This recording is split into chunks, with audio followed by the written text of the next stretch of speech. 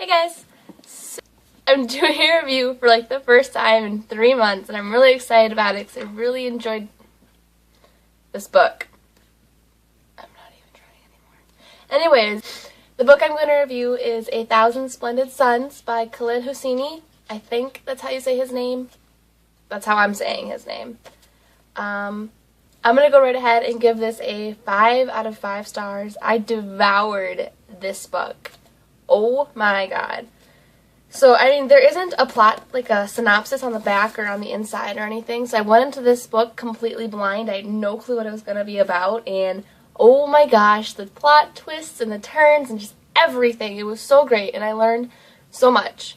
So it starts out in, I think, the 60s, 1960s in Afghanistan. It's completely set in Afghanistan the entire time. And it starts out with a little girl named Miriam. That's the English pronunciation of her name. I'm sure it's different with the Arabic pronunciation, or the Farsi. She speaks Farsi. I don't know what it is. I just said Miriam, so that's what I'm going to say. When she's a little girl living with her mother, her mother had her out of wedlock. She was a maid in her father's household, so she was a bastard, and they were cast out, and they lived outside of the community, and no one really, it's very against their religion to be having children out of wedlock. It's very bad.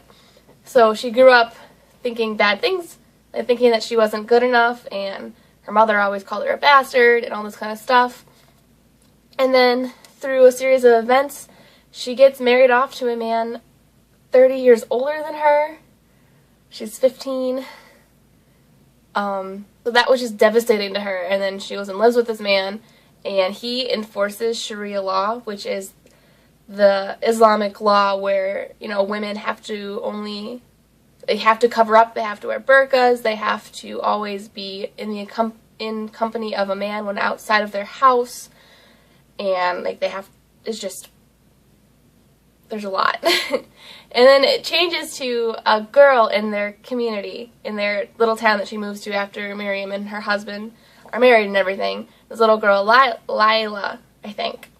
And we follow her throughout her story, and then they combine in a way that I really wasn't expecting, and I'm not going to say a spoiler, but then it goes through from 1960s in Afghanistan up until 2002 in Afghanistan, and there's so much turmoil and war and just horrible things that happen in this country, going through the Soviets coming in and then the Soviets getting kicked out and all the rebel war groups and warlords just fighting each other all the time.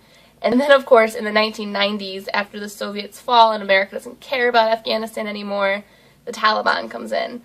And at first, everyone's kind of excited because the Taliban is organized and it's something that they could maybe make Afghanistan a better country.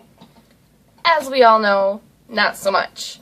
They are worse than Miriam's husband with the Sharia law. Every woman has to be wearing a burqa. Every man has to have a beard. And that's just, the kind of lesser degree laws. There's, a hand for a hand if you're stealing. There's a list in here of some of the laws of the pamphlets that they dropped, and they're everywhere with their guns, and it sounded terrible, and it goes up to, 2000, 2001, and then September 11th, and they don't spend a lot of time talking about September 11th in here, which is interesting, and then just the ups and the downs. I spent the last 40 pages of this book crying my eyes out. Ugh. I learned so much. I know they are fictional characters, but all of the research he did and the historical events were real. And I really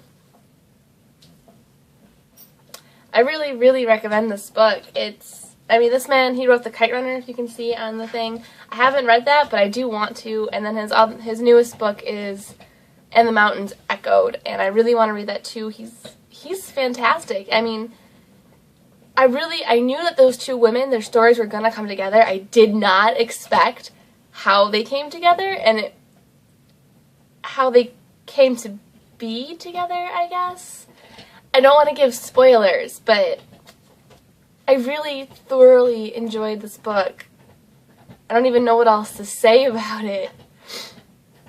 Khalid Hosseini is a phenomenal writer. Everything was just described perfectly. I could see everything in my head so brilliantly. I did try reading The Kite Runner, I remember, in high school, and I couldn't get into it, but now I think I'm older now, obviously, I'll understand more, but I want to give it another try because I did love this book so much.